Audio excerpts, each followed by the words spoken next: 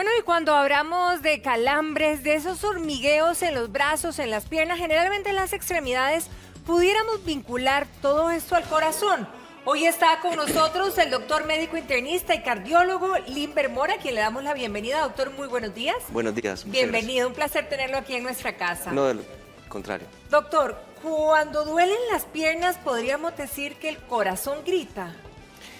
Bueno, esa es una manifestación bastante importante y cierta, sobre todo cuando la enfermedad vascular es la que produce ese tipo de síntomas. La enfermedad vascular arterial, hay una reducción en el flujo sanguíneo y esta reducción del flujo sanguíneo puede generar calambres, dolores y claudicación con el ejercicio. Esto se relaciona con un riesgo cardiovascular de eventos y de mortalidad más alto que la población sin la enfermedad vascular.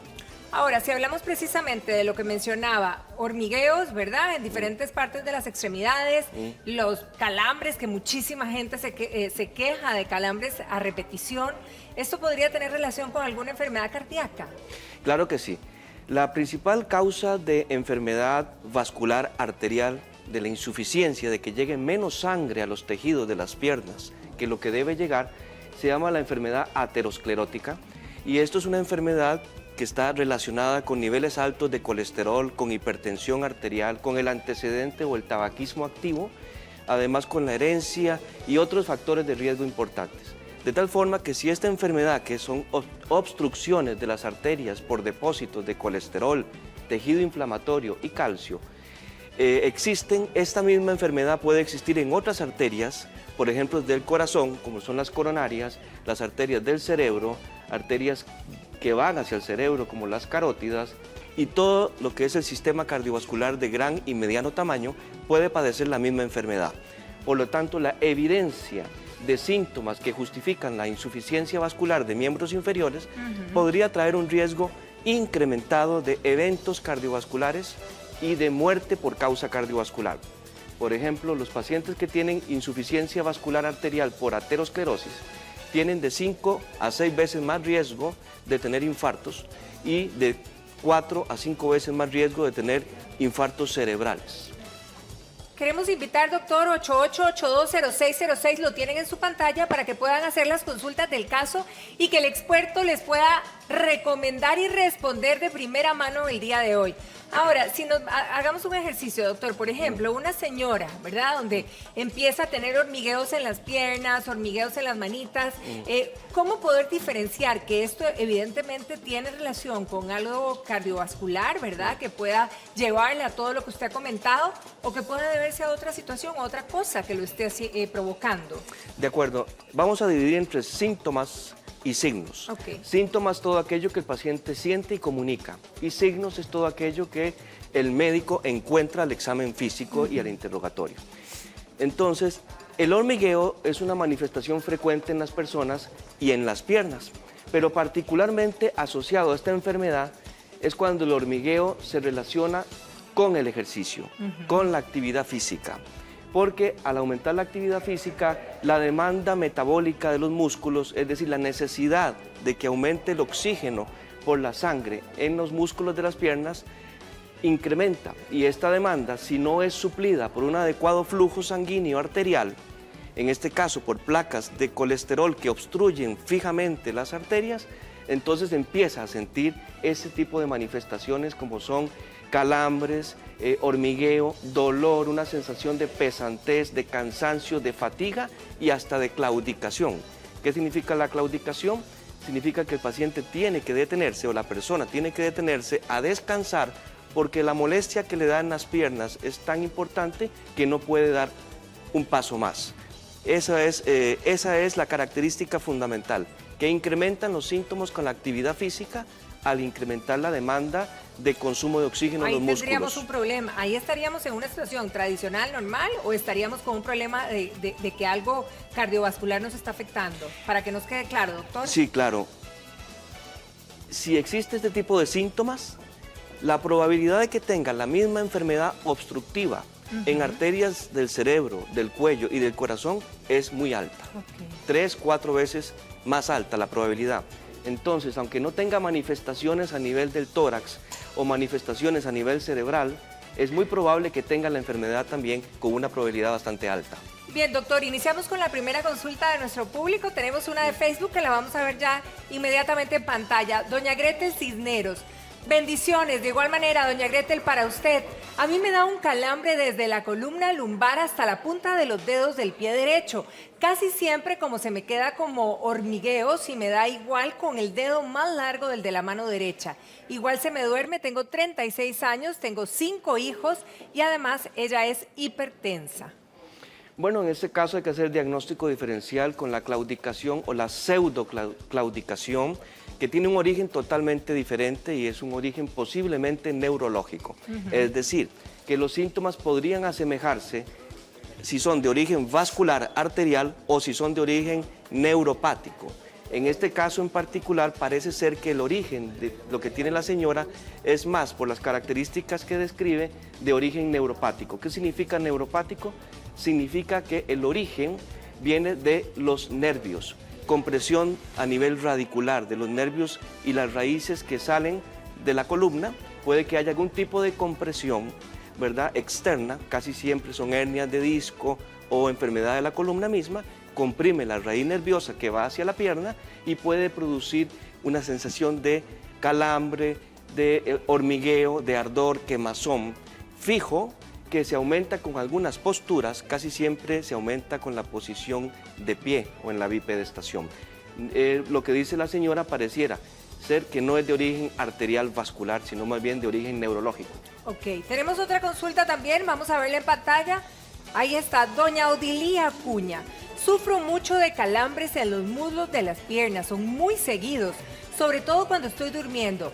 ¿A qué se debe y qué puedo hacer para que ya no me den más calambres?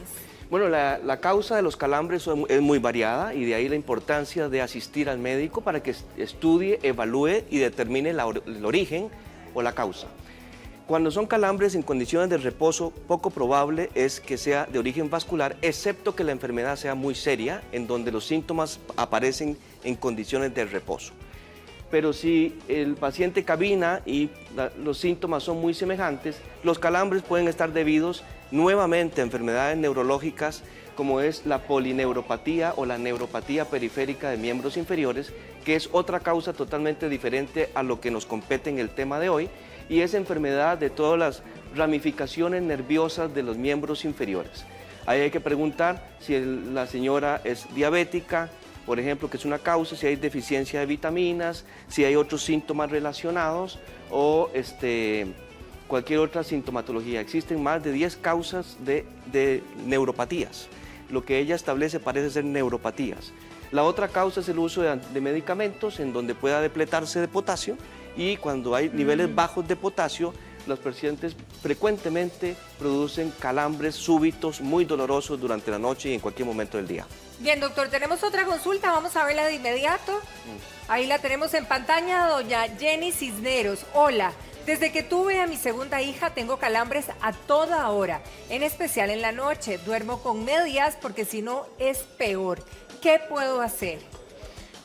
Nuevamente, la investigación clínica, las preguntas y el examen físico son fundamentales. Siempre que contestamos preguntas por este medio, tiene sus limitaciones, obviamente. Sí, claro. Pero me hubiese gustado preguntarle si tiene insuficiencia venosa, que son lo que la gente conoce como varices. Las varices ya sea venas que tienen problemas en las válvulas y que no pueden regresar como tiene que ser la sangre del corazón. Cuando hay varices, entonces también puede haber manifestaciones de calambre, hay tumefacción en las venas de las piernas, hay edema o inflamación crónico, la piel se empieza a pigmentar de un color cafezuzco, ocre, y entonces eso puede generar también alguna manifestación de calambres, sobre todo calambres de predominio de pie y cuando ha estado en el día mucho tiempo de pie y al final del día. Esa es una probabilidad. Pero hay que ver el peso de la señora, hay que ver si tiene insuficiencia venosa, hay que ver si esto aumenta con el ejercicio o no aumenta con el ejercicio, hay que ver si es diabética, entre otras cosas. Doctor, ¿qué pasa, por ejemplo, con las mujeres, sobre todo, que de repente por la edad empiezan a tener estos síntomas, ¿verdad? De los hormigueos, el dolor en las piernas, pero uno lo achaca todo a la edad y simplemente lo va dejando pasar. ¿Qué riesgo pudiera haber en este sentido? Y si efectivamente la edad es la que propicia también esto. Claro que sí. La prevalencia de la enfermedad arterial vascular En la población general, independientemente de la edad, anda alrededor de un 5%. Pero cuando vemos la prevalencia de esta enfermedad en personas por encima de 70 años, aumenta de un 15 a un 20% dependiendo de la población que estamos evaluando.